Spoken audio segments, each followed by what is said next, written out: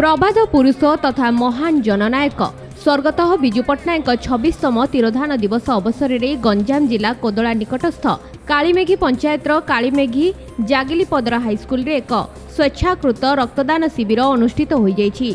स्थानीय कालीमेघी सरपंच अर्चना त्रिपाठी और समाजसेवी विश्वमित्र त्रिपाठी प्रत्यक्ष तत्वावधान में आयोजित रक्तदान शिविर को कविसूर्यनगर विधायिका लतिका प्रधान आनुष्ठानिक भाव उद्घाटन करथिले। एही शिविर में स्थानीय अंचल युवक माने स्वेच्छाकृत भाव रक्तदान करथिले। ब्रह्मपुर बड़ मेडिकल रक्त भंडार आसीथिबा कर्मचारी माने एथिरे सहयोग करथिले।